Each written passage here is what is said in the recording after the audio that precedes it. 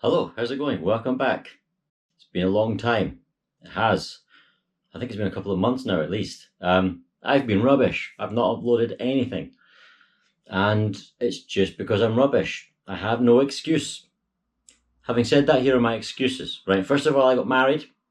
Then we spent 2 weeks in Italy on our honeymoon. Very nice. Then we got home and you remember my Alfa Romeo? My lovely Alfa Romeo that flies through every MOT I ever put it through? No advisories, nothing. Clean sweep, apart from emissions sometimes because, stainless steel decap manifold. Anyway, against the Alfa Romeo reputation, flying straight in the face of your preconceived ideas of an Alfa Romeo, just absolutely great.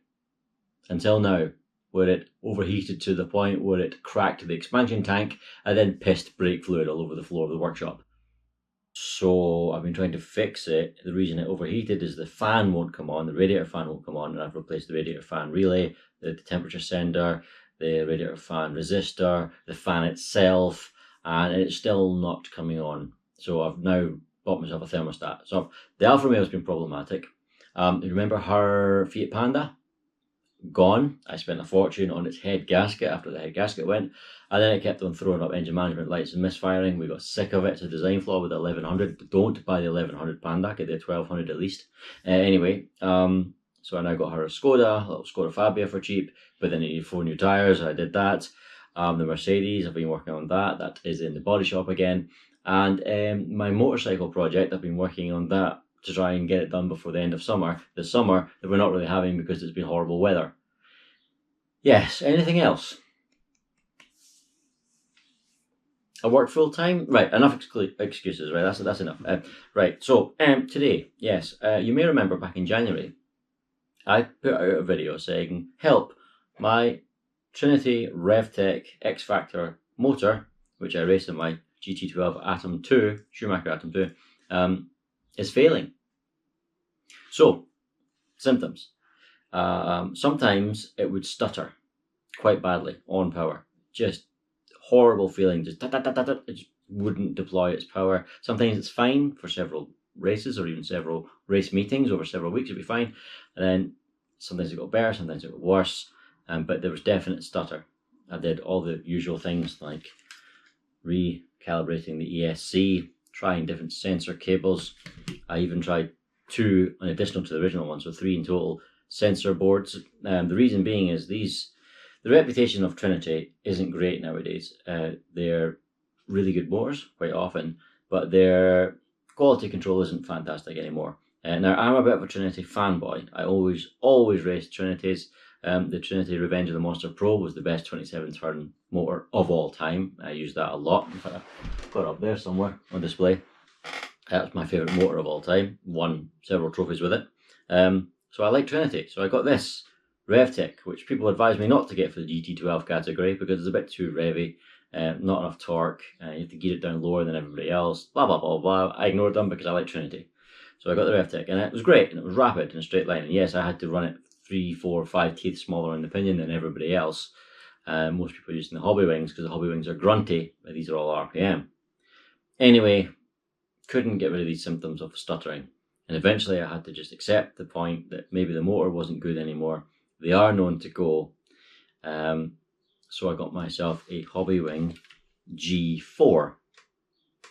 Annoyingly, because the G4R came out less than 2 weeks after I ordered that, which was really annoying because it's the same sort of price and it's 5% better. Not that it's a huge difference, but it is better. And there were people in the comments that said, why would you buy a hobby wing? Trinity is the original good motor, blah, blah, blah. I know that. These are hobby wings, a Chinese brand. I mean, these are made in China, but it's an American brand. Everybody knows Trinity. But anyway, the hobby wings do have better quality control. There's no doubt about it.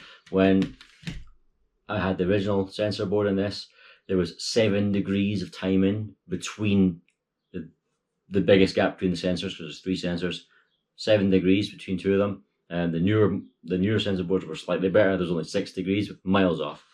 This, I think there's 2, maybe 1 degree between them. The quality control is better from hobby wing. There's no doubt about it. So I fit the new hobby wing motor, and stuttering was still there. It wasn't the motor at all. It was the ESC, the hobby wing ESC. Here it is here. This is the, what do they call it? XR10 HD Pro version 4.1, I think. I got another one. It's annoying because throwing £100 is about £100 for a 13.5 turn sort of pro spec censored brushless motor ready for racing. About £100. So throwing £100 isn't ideal, but if it cured the issue, fair enough. Didn't cure the issue. Better than paying £190. So £290 later, and it was cured. But it's a bit annoying, isn't it, really? Yes, not ideal. I did kind of intend to go back to this because it proved itself to be fine, despite all the stuff I tried, and despite what everybody says about the quality control, and despite the fact that the sensors are miles out, but it still works fine. I did get 100 RPM more out of this though, even though this is the Revy motor. This is a 2019 design. That's when they first came out, so it's a good few years old now. The G4, although it's been superseded by the G4R now, is much newer. It's a couple of years old, maybe a year. I don't know, but it's a lot newer than this. So it's little wonder it is maybe a bit more revs out of it. You know, some folk at the club did say that they do seem to get a bit more out of these than they do these. But having said that, these still rev higher. In big competitions or really seriously long straights, people tend to still use these. People hang on to them, even the top guys. They've got all the latest stuff, but they tend to hang on to these. I do like this motor, and I can't really remember, this might be the kicker, I can't really remember if the RPM I got out of this was on this faulty ESC, but certainly the RPM I got out of this one is on the new one. Might be worth trying again. But yes, I have to apologise to my Trinity Revtech. It was fine all along. The racing hasn't been going brilliantly recently. Coincidentally, ever since I got married. Maybe the weight of that ring, which I'm not wearing. So yes, car's been awful, absolutely awful. I was down in the C final for the first time in about 2.5 years. I just couldn't get any pace out of it, couldn't get any consistency out of it. It was awful to drive. It had no front end or rear end. It was slipping all over the place like it was on oily ice. I did find out what the cause was. I mean, a bit of a setup issue. I didn't have too much toe, but the main reason was these side springs. See these springs in here? I don't know if you can see that on the camera. One at each side.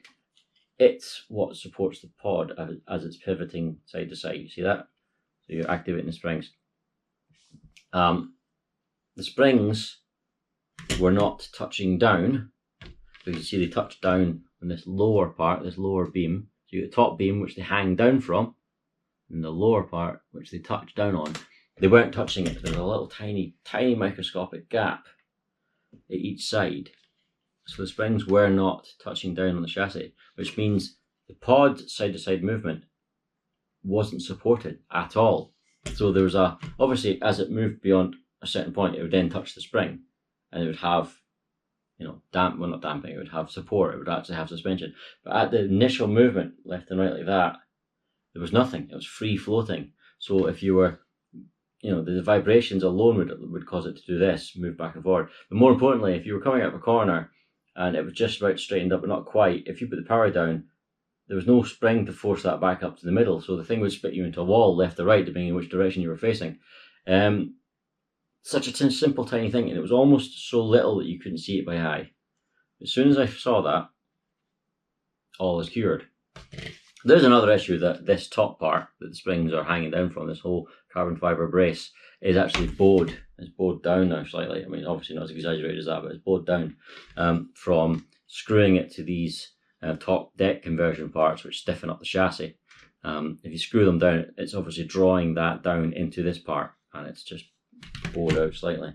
But to be honest with you, as long as it's equal left to right, it doesn't really matter. I mean, it's not ideal, but whatever. Anyway, yesterday, after finding that issue, I raced and the car was great again. Steve and I had a wonderful battle. I out-qualified him, started first in the B, but he was right on my tail for minute after minute after minute, flat out. And eventually he pressured me into a mistake and he beat me because once he got away, our pace is so similar, there's no catching. You know, you could just wait for the next guy to make a mistake, which he didn't. So fair play, but I was super relieved. The car was finally working again, over the moon, just to have a bit. Honestly, I hadn't enjoyed the racing for weeks because I couldn't find what was wrong with the car. It was evil, horrible, nasty, undrivable, and just not enjoyable. And now, last night, I had a good time. I got beaten by Steve, but that's fine. And as long as I did my best, had a good time. Car was fast, car was consistent, handled great. Just Steve made one less mistake than me in the end, and that's all it took. So, really good, really fun. Brilliant. There are more videos coming. My G-Mate Komodo double cab GS02F is broken, but we can ignore that. Stuff to talk about with this again. We'll get to it, so look forward to that. I can send this back to Schumacher, this failed ESC. It isn't under warranty, but they do a deal where if you send an older one back, they will give you money off of another purchase. Problem is, it's supposed to be money off the same product. I've already bought that product. Wonder if I can put it against another product. I don't know. You might think to yourself, well, why didn't you just send it back and then get money off the new one? Why did you buy the new one first? Because you've got to send it back, takes a little while, and then they've got to evaluate it, they've got to test it, takes a little while, then they've got to send you a replacement, takes a little while. I'm not going to get that within 1 week. So I would have missed my racing. I don't want to miss my racing. So that was the thinking behind it. I'll contact them again. I need to contact them again, and hopefully we can get money off something else, which I don't need because I've got everything I need right now. But there's always something. So what do you think? Should I plumb in the old Revtech again, or should I just accept the fact that I have a much more modern Hobbywing G4 and just use that? I mean, it's a bit telling that none of the top guys ever use these unless under exceptional circumstances. But they all do keep them because they know they're good. In the right situation, they're good. And I really enjoyed the nature of it, the revvy nature of it. But lap time is more important. So, yeah, let me know what you think. In the meantime, take care of yourselves. And I will see you later because I'm going to start doing videos again. See ya.